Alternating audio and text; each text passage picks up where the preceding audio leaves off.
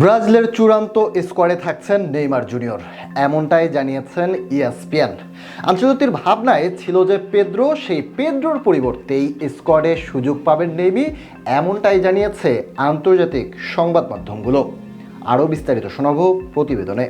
দীর্ঘ সময়ের চোট আর অনিশ্চয়তার পরও শেষ পর্যন্ত ব্রাজিলের 2026 বিশ্বকাপ দলে জায়গা পেতে যাচ্ছেন নেইমার জুনিয়র। আর তার জন্যই বড় ধাক্কা খেতে পারেন উদীয়মান ফরওয়ার্ড জোয়াও পেদ্রো। বিভিন্ন আন্তর্জাতিক গণমাধ্যমের তথ্য অনুযায়ী ব্রাজিল কোচ কার্লো আনচেলত্তি বিশ্বকাপের চূড়ান্ত স্কোয়াডে অভিজ্ঞ নেইমারকে রাখার সিদ্ধান্ত নিয়েছেন, যেখানে জায়গা হারানোর শঙ্কায় রয়েছে চেলসির striker Joao Pedro. Saudi club Al হিলালের কাটানো 2 মৌসুম ইনজুরিতে জর্জরিত ছিলেন নেইমার। তখন অনেকেই ধরে নিয়েছিলেন জাতীয় দলের জার্সিতে তার অধ্যায় হয়তো শেষ হয়ে গেছে, কিন্তু শৈশবের ক্লাব সান্তোসে ফিরে যেন নতুন জীবন পেয়েছেন এই ব্রাজিলিয়ান তারকা।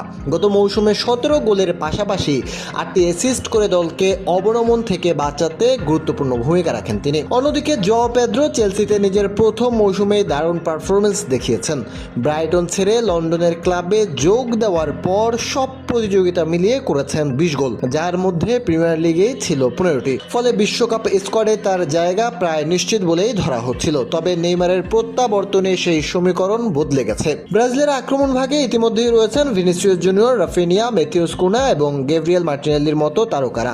এছাড়া এনদিক, ইগোর থিয়াগো ও রায়ানও আলোচনায় আছেন। তবে ইনজুরির কারণে বাদ পড়েছেন তরুণ প্রতিভা এস্তেভাও।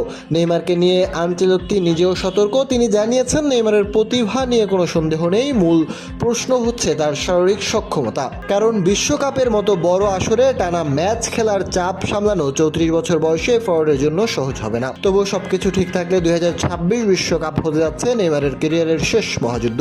আর সেই যুদ্ধের জন্যই হয়তো জায়গা ছাড়তে হচ্ছে জোয়াও পেদ্রোর মতো তরুণ তারকাকে।